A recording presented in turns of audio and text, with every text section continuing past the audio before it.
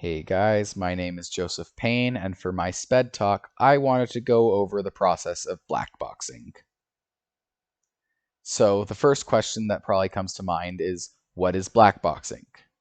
So blackboxing is this idea of input and output, that I can have a function or a system that for any given input, I'll get a specific output, and I can always expect to get that same output given the same input. So some examples of blackboxing that we commonly use are imported libraries. Anytime you import a library, you are taking in a bunch of functions that for a specific variable set or whatever else we're going to be using, I will give it this variable or this input, and then that function will give me an output and a specific output, and it should be the same output if I put the same input every time. And that's true with a lot of our functions that we do as well. If we make any function that I input some variables, as long as those variables remain the same, my output from that function will remain the same.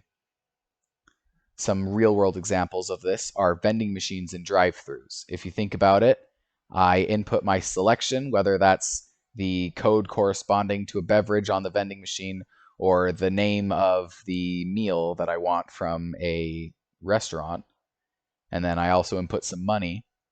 And then for me, it doesn't matter how they get me that beverage and that food, as long as they get me that beverage and that food that I chose. So, what are some reasons to use blackboxing? Well, first of all, it is a really good way to coordinate work.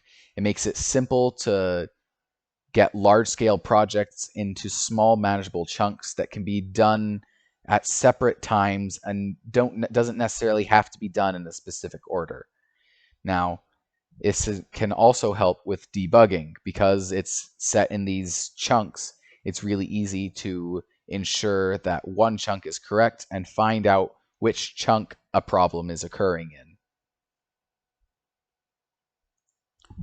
So there are some problems that come with blackboxing, and one of the biggest ones that I've found is making inefficiencies.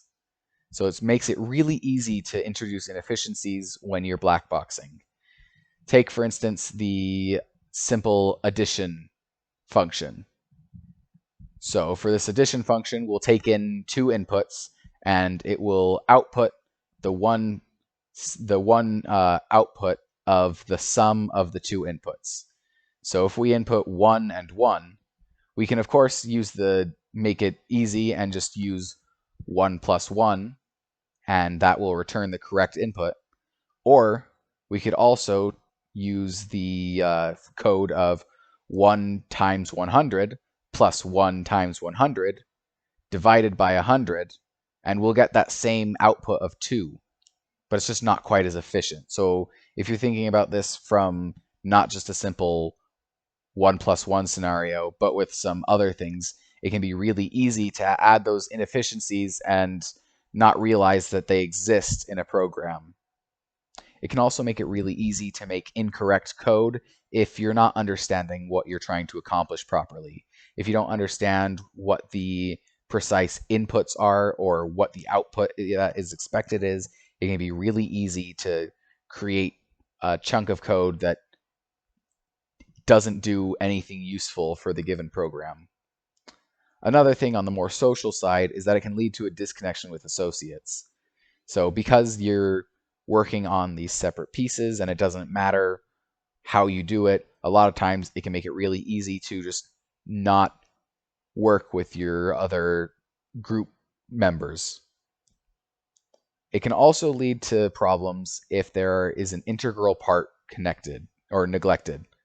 So if you have a bunch of these little black boxes, you have to be able to connect them properly because most programs are not as simple as one input, one output. So for instance, you'll probably always want to have a number of inputs, and from those inputs, you'll go to different functions depending on the input and all of that. So it makes it really easy sometimes to just not connect things properly. So Thank you all for listening. I hope this helps, and I'll see you next time.